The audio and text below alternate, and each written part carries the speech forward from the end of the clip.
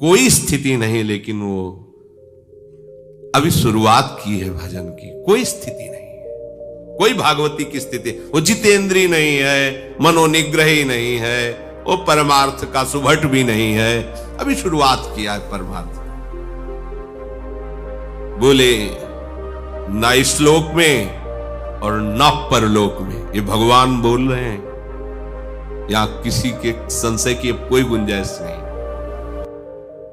ना इस लोक में ना परलोक में उसका कहीं भी पतन नहीं हो सकता, विनाश नहीं हो सकता। ना मूत्र विनाशस्तस्य, कोई सामर्थ्य ऐसी नहीं रखता। ये बहुत आनंद की बात है। आप जैसे भी जितना भी प्रयास कीजिए आगे बढ़ने का, लेकिन निराश और हताश होने की कोई गुंजाइश नहीं। अभी वो त्याग और तपस्या की चरम अवस्था को नहीं प्राप्त है, शुरुआत है भजन का।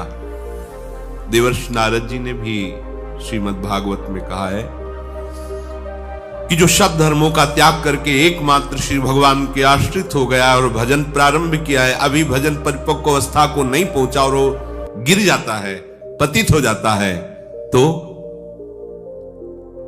उसका कोई भी पतन करने में समर्थ नहीं, क्योंकि भगवान है, रक्षा करता है। उसकी दुर्गति नहीं होगी, वो ऐसे संयोग को प्राप्त होता चला जाएगा जो बड़े बड़े पुण्यात्माओं को भी नहीं मिलता।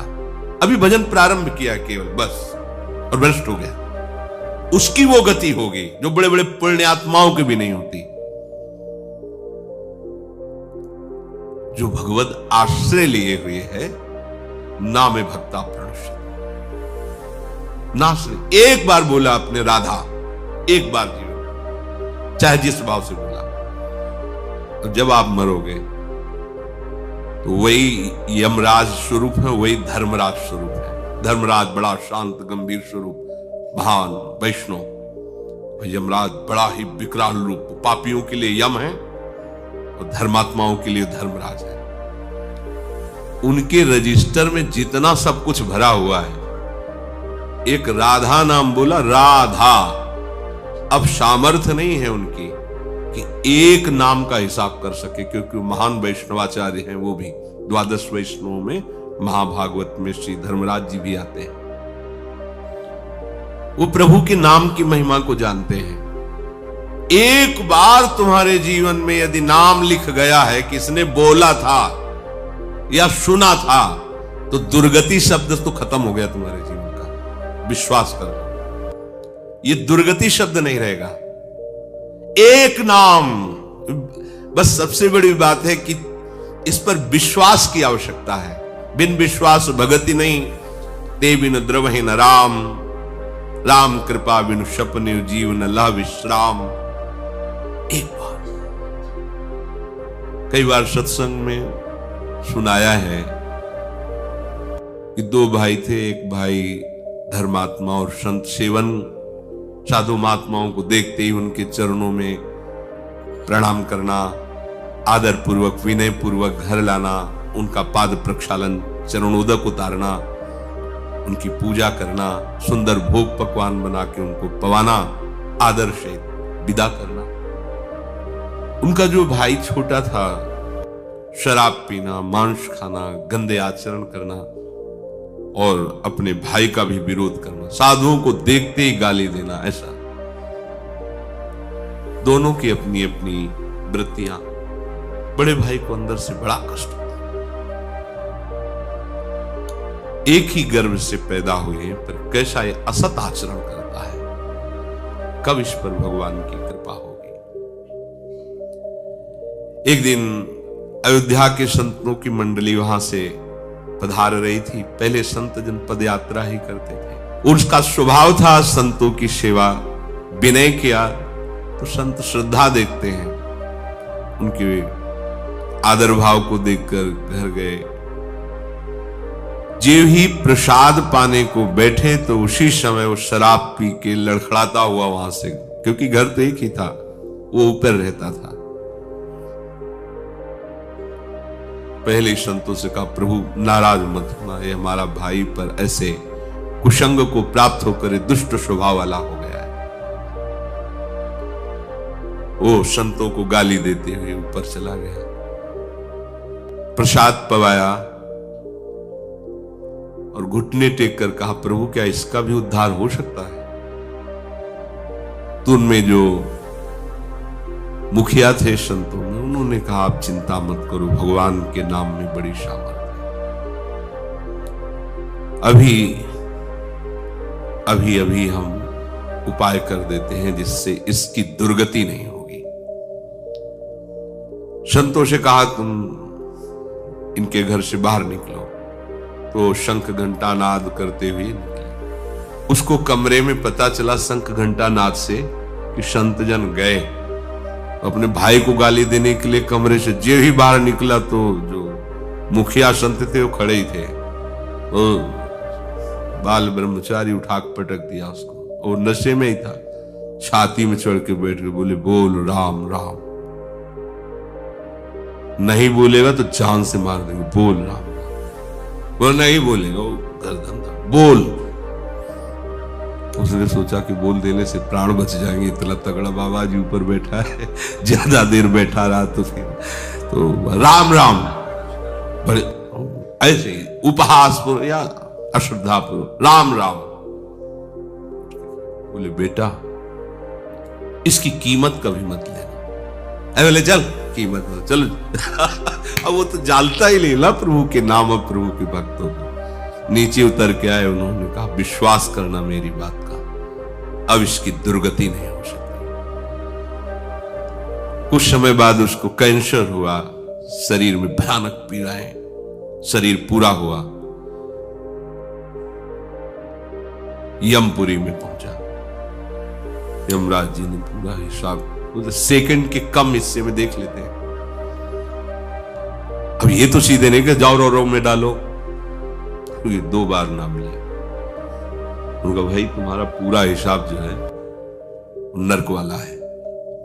बस एक मंगलमय कार्य हुआ, संत के द्वारा प्रेरित होकर 2 बार तुमने राम राम कहा।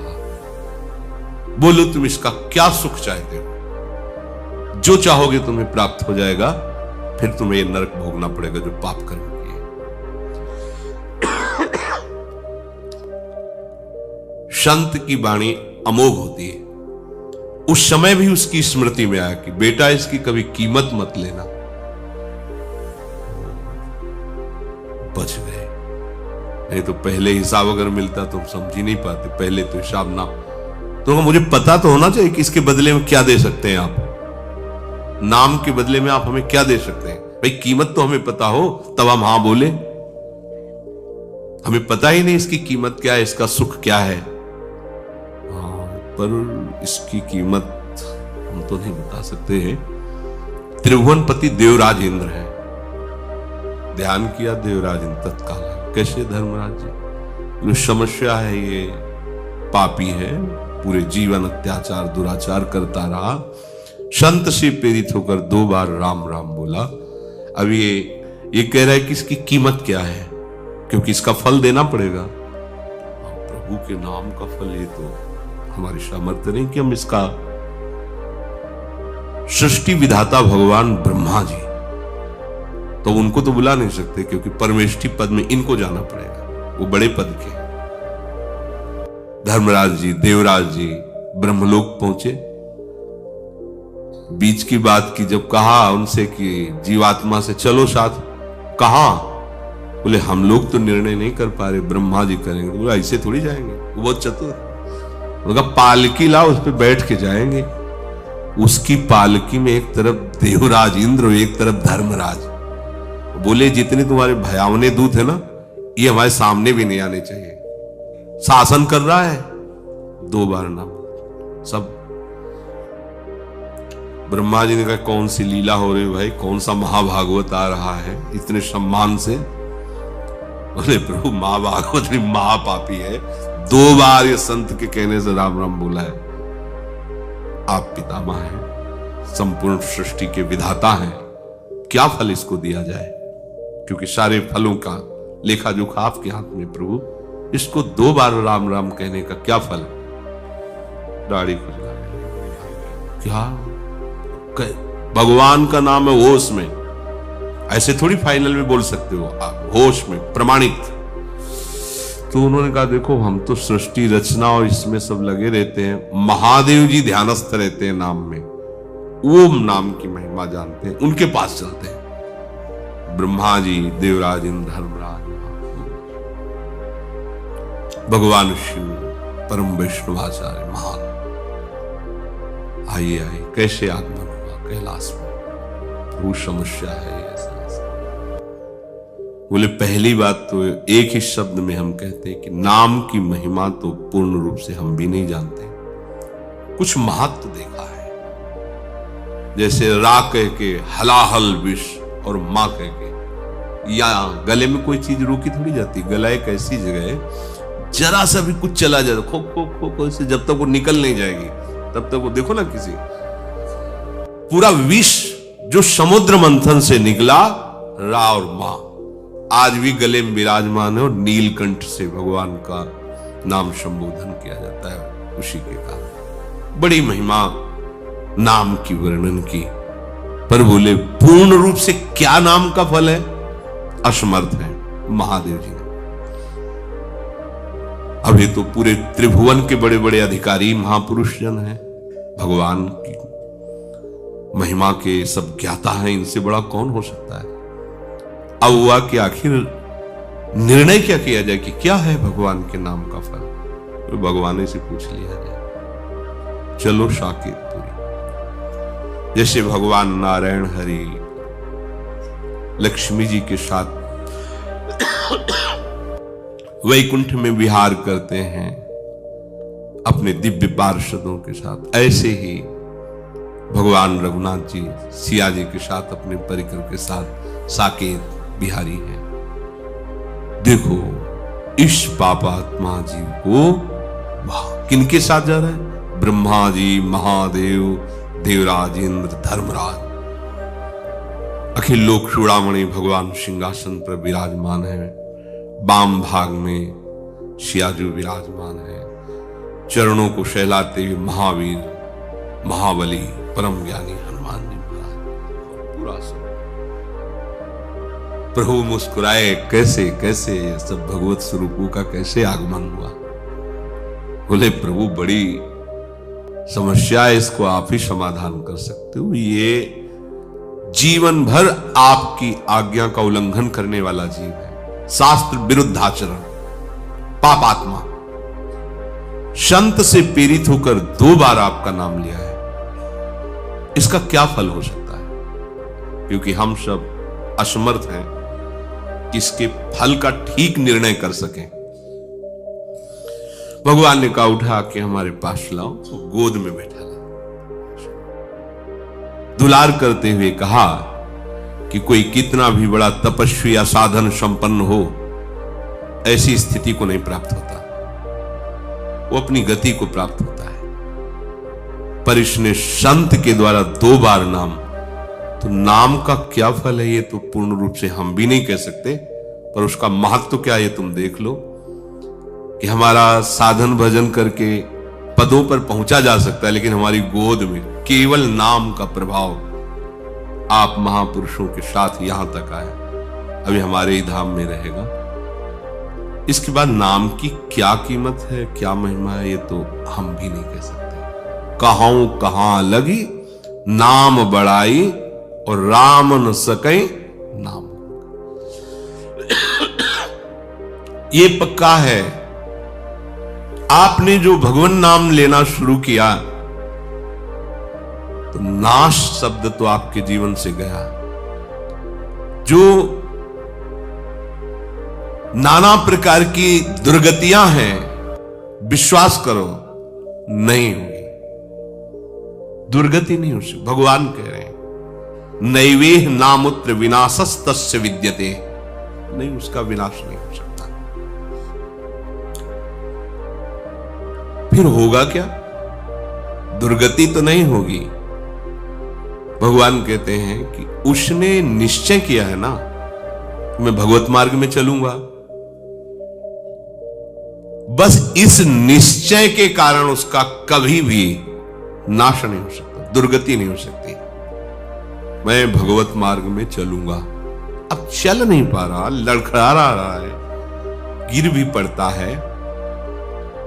राहत न प्रभु चित चूक किए की, करत सुरत शैबार हे की। प्रभु बाहरी बात नहीं देखते, हृदय की बात को। हम चलना चाहते हैं पर चल नहीं पाते, यह हमारी असमर्थता है, पर हम पाना चाहते हैं। इस बात को प्रभु केवल जानते हैं, दूसरा नहीं। दूसरे तो सद्गुणों के महत्व को जानते हैं, उसको नजर में जच जाए तो तुम महात्मा हो, नजर से फेल हो जाए तो चाहे जितने बड़े महात्मा हो तुम।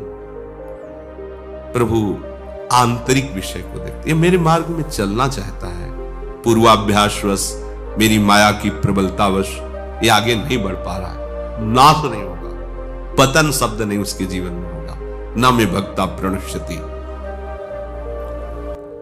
जैसे महाराज भगवान ऋषभदेव जी के पुत्र भरत जी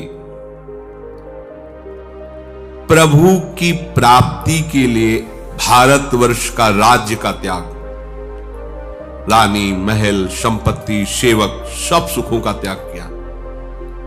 गंडकी नदी, जहां शालिग्राम भगवान जिस नदी में प्रकट होते हैं, उस नदी के किनारे एकांतवास करते हुए अपने चित्त को प्रभु के चरणारविंद में, उनके नाम में, उनकी सेवा में लगाने लगे। एक दिन वो गंडकी नदी में स्नान करके सूर्य अर्घ देने ही वाले थे कि देखा एक हिरनी जो गर्भवती थी, वो जल पीने के लिए आई थी, पीछे से सिंह ने दहाड़ मारी, घबरा गई, वो एकदम छलांग लगाई। गर्भवती होने के कारण वो जो गर्भस्थ शिशु था योनि द्वार से जल के प्रवाह में गिर गया और वो आगे गिर करके मर गई। ये भरत जी ने देखा, वो तो मर गई जो मां थी, और अभी नवजात शिशु है तो मर जाएगा जल में। दौड़े और उसको गोद में उठाया, वैसे ही सुंदर होता है हिरण का शौर। अब लाए और उसको दुलार करने लगे। 2-3 दिन में वो ऐसे चलने लगा। अब पूरी दृष्टि उस पर, कहीं कोई भेड़िया न खा जाए, कहीं कोई सिंह न खा जाए। नहीं नहीं, ये मेरी शरण में है, इसका कोई नहीं है। अब उसको गोद में ले हुए कुमल कुमल घास लेके उसको पवाते। ये कोई गलत कार्य नहीं किया इन्होंने, ऐसा ही करना चाहिए। कोई भी भक्त हृदय धर्मात्मा वो ऐसा कैसे देख सकता है कि वो जीव मर रहा है और हम उसे जाने दें। जहां तक हो सके हमें प्रयास करना है उसके दुख दूर को, उसको बचाने का, उसको सुख देने का, पर बराबर नहीं, उस पर आसक्त नहीं हो जाना। इसलिए सेवा करनी है पर ममता नहीं, निर्ममो निरहंकारा, अहंकार नहीं कि मेरे द्वारा इसका भरण पोषण होता है। सेवा करनी पर उसे ममता नहीं रखनी, ये परमार्थ के साधन की कसौटी है। सेवा करनी पर ममता नहीं रखनी, गलत हो गया यहां। सेवा की और ममता कर ली। अब वो बड़ा हो गया था, वो अपने झुंड में चला जाए जैसा, उससे निरपेक्ष होना चाहिए था। उसका जीवन क्या प्रभु जाने। 2-4-10 दिन उसको संभाल दिया और छोड़ दिया, पर ऐसा नहीं हुआ, आसक्त हो गए। अगर वो आंख मूंद के ध्यान भी करना चाहते तो हिरन ही ध्यान में आता है, ऐसे खोल के देख लेते हैं कि कहीं उसको कोई जीव खा ना जाए। कभी कभी वो ध्यान में है, छोटे छोटे सींगों से ऐसे उनको बड़ा सुख मिलता। पुत्र परिवार का जिस लक्ष्य की प्राप्ति के लिए त्याग किया, उसी लक्ष्य में ये बाधा खड़ी हो गई और वो समझ नहीं पा रहे। कभी गले में उसको ऐसे बैठाल के जैसे अपने बच्चों के साथ दुला, ऐसे वन में अब सारा का सारा समय उसी हिरन के साथ। बड़ा वियोग वर्णन है उसमें जो चला। अंतिम समय उसी हिरन में आसक्त होते हैं। छूट गया, देखो मार्ग छूट गया, एकदम भजन छूट गया। भागवत में लिखा है जिस भजन के लिए उन्होंने सब का त्याग किया, उसी भजन का त्याग कर दिया। एक क्षण भी भजन नहीं कर रहे, बस उसी हिरण के बच्चे के साथ। अंतिम समय में उसी हिरण का ध्यान करते हुए उनका प्राण छूटा। अब क्या होना चाहिए था? दुर्गति होनी चाहिए थी? नहीं, ऐसा नहीं। जब हिरण बने तो पूर्ण ज्ञान प्रकाश में है। ओह, मेरी दुर्गति अर्थात उस उत्तम मानव देह से जो भगवत प्राप्ति की साधना कर रहे थे, उसमें विक्षेप और मैं हिरण के शरीर में आ गया। अब नहीं। जिस दोष के कारण हमारा ये पतन हुआ, अब नहीं। अपनी मां को छोड़ दिया, बच्चा हिरण वहीं गंडकी नदी के पास है। हरी घास नहीं खाते, कहीं ममता ना हो जाए, बड़े सावधान। अपने शरीर को उसी गंडकी नदी में खड़े करके जो पूर्व में मंत्र जप रहे, वही मंत्र जप रहे हिरण के शरीर में, वैसी साधना प्रारंभ। क्या पतन हुआ? भगवान के आश्रित परमार्थ में चलने वाला पथिक कभी भी पतित नहीं होता। जो बड़े बड़े परमहंसों की स्थिति होती है, हिरण की स्थिति है। गंडकी नदी में शरीर को खड़ा किए, मंत्राकार वृत्ति, हरी घास भी नहीं, सूखे तृण पत्ते खाते हैं जिससे राग ना हो जाए। शरीर छूटा, अगला जन्म ब्रह्म ऋषि के रूप में हुआ। कोई साधना नहीं करनी पड़ी। ब्रह्मबोध संपन्न महापुरुष, ज्ञान की ऊंची भूमिका में स्थित जड़ भरत के रूप में।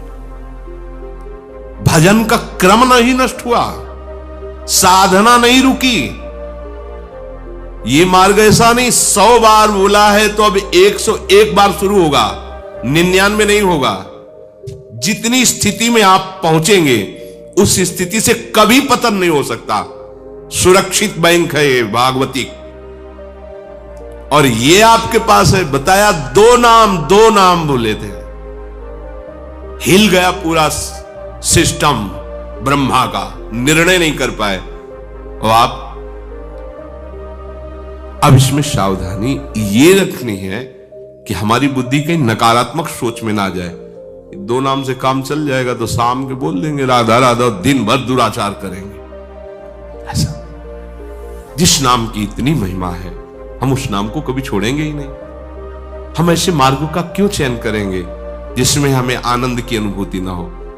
हम लोग क्या है कि अपने मन बुद्धि को नकारात्मक सोच में ले जाते हैं, प्रतिकूल ले जाते हैं कि जब इतनी महिमा, एक बार ये पाठ कर लेंगे, एक बार ये नाम ले लेंगे और खूब खुला जो मनावे सो पापाचरण करो, क्योंकि भगवान कहते हैं अहम तो आम सर्व पापेभ्यो मोक्षयिष्यामि मा शुचा, मैं तुम्हें पवित्र कर दूंगा।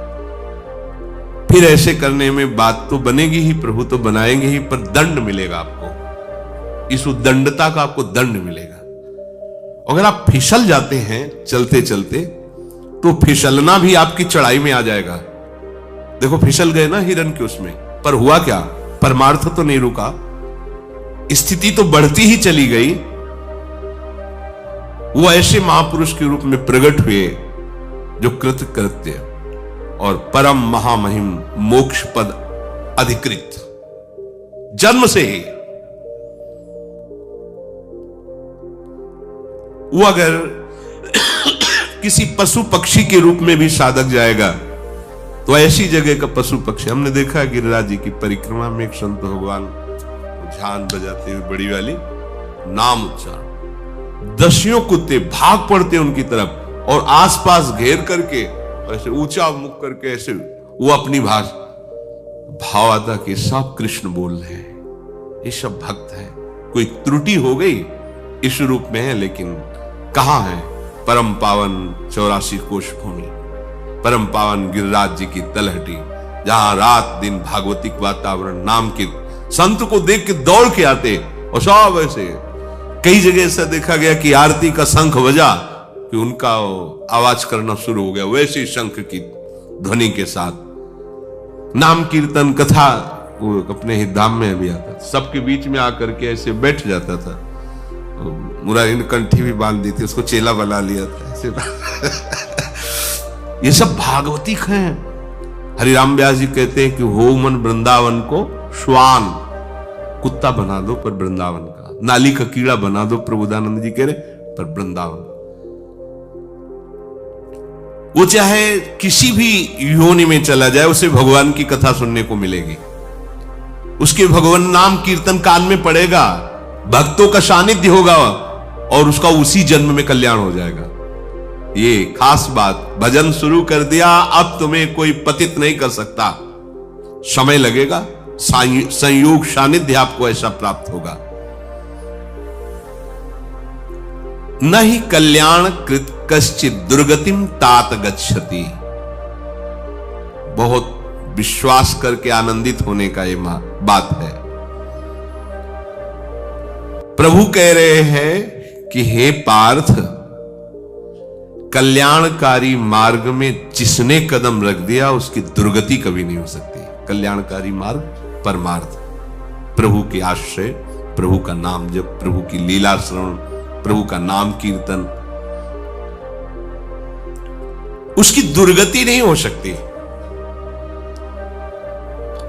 जिसने निश्चय किया कि मनुष्य शरीर का परम लाभ भगवत प्राप्ति है और वो किसी कारण से लड़खड़ा जाता है, किसी भोग में आसक्त हो जाता है, ऐसा करुणा निधान भगवान उसको आगे ही बढ़ाएंगे।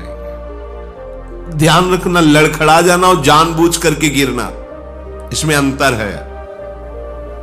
आप इन बातों का दुरुपयोग करेंगे तो आपको दंड मिलेगा। नाम तो व्यर्थ कभी नहीं जा सकता। आपने उपहास में लिया हो, अपमान करने के लिए, कुछ भी किसी भी कारण से आपने राम कृष्ण हरि बोला, राधा बोला, तो ये हमारा विश्वास और हम जो संतों से सुना है, शास्त्र में स्वाध्याय किया है, ये कभी आपका अमंगल नहीं होने देगा। ये हर जगह ऐसा कवच है जो आगे खड़ा रहेगा। ये भगवान नाम अमोघ वस्तु है। ये मतलब इस पर तो मुझे कभी संशय नहीं हो सकता कि वो ऐसा नाम तो जपते थे पर वो ऐसा नहीं हो सकता। नाम एक अमोघ अविनाशी वस्तु है। वो ऐसा साथी है कि वो धोखा नहीं देता। नाम ऐसा साथी है, धोखा नहीं देता। परमार्थ में चला, सांसारिक भोग और संग्रह में कहीं ना कहीं फिसल गया, कहीं ना कहीं कोई आसक्ति हो गई, उसका पतन नहीं होता। भगवान उसकी रक्षा करते हैं, उसकी दुर्गति नहीं हो सकती। जो मनुष्य मेरी तरफ चलता है, अपना परम हित मान करके मेरा नाम, मेरी सेवा, मेरी कथा, मेरे भक्तों का संग, वो मुझे बहुत प्यारा लगता है। ध्यान से सुनिए, आपको पता नहीं आपको प्रभु कितना प्यार करते हैं। कैसे हम जाने कि हमें प्रभु प्यार करते हैं? विभीषण जी लंका में रह करके भगवत आराधना कर रहे हैं, पर उनको अभी तक ये आंतरिक बात नहीं आई थी कि प्रभु हमें बहुत प्यार करते हैं। लेकिन जब श्री महाभागवत हनुमान जी का दर्शन किया क्या जबरदस्ती हनुमान जी ने दर्शन दिया घर जाके। जी ही हनुमान जी महाराज जी का दर्शन कर रहे हैं, ब्राह्मण के रूप में हनुमान जी हैं। हृदय में ऐसा लग रहा है मानो साक्षात भगवान आ गए, एकदम ऐसा आह्लाद। वो कहते हैं मोरी हृदय प्रीतियति हुई कि तुम हरिदासन मा कोई, मोरे हृदय प्रीति कि तुम राम दीन अनुरागी, आयो मोई करन बड़ भागी। बस दो में कोई एक हो आप, या तो भगवान के कोई महान प्रेमी भक्त हो और या श्री भगवान हो, क्योंकि जो मेरे हृदय में हो रहा है वो दो से ही होता है, भगवत प्रेमी महात्मा के मिलने से या भगवान के मिलने से। तो आप कौन है कि तुम राम दीन अनुरागी, आयो मोहि करण बन भागी, कि तुम हरिदासन मा कोई, मोरे हृदय प्रीति हुई। जब हनुमान जी अपना परिचय बताते हैं, विभीषण जी कहते हैं अब मोहि भाव भरोसा हनुमंता, आज हो गया भरोसा कि राम जी हमें बहुत प्यार करते हैं। आज तक तो भक्ति कर रहा था, पर यह बात मेरे अंदर, मैं प्रभु को रिझा रहा हूं पर प्रभु रीझ चुके हैं, मुझे प्यार करते हैं, ये आज कह रहा हूं। जो प्रभु मोहि अनुग्रह कीन्हा प्रमाण, तो तुम आई दरस हठ दीन्हा।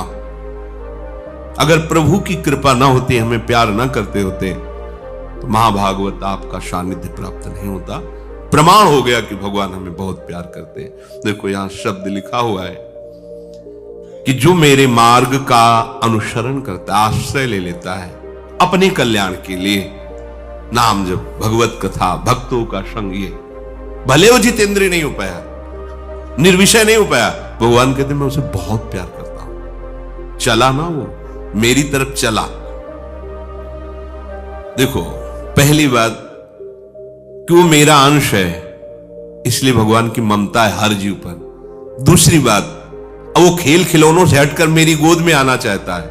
अब उसके पैर इतने मजबूत नहीं कि हमारे तक आ सके, तो फिर हम चल देते हैं उसकी तरफ। ये शब्द याद रखना, तो कभी संशय नहीं होगा।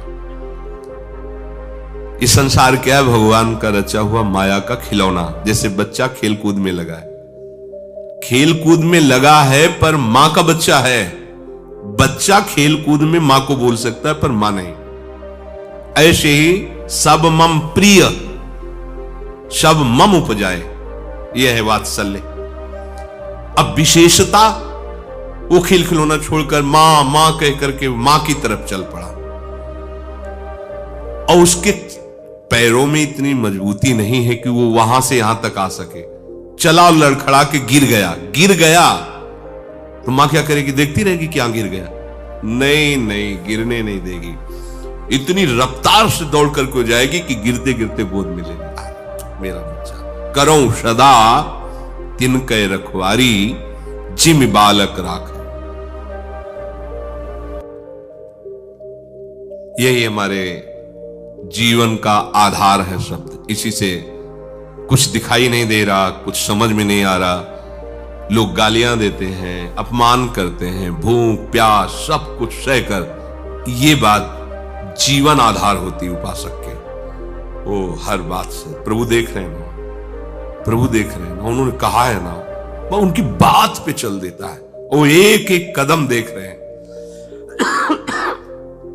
ऐसा नहीं हो रहा कि हम चले जा रहे हैं, पता नहीं कोई जानता है कि नहीं। एक एक सेकंड हम पर नजर है हमारे प्रभु की।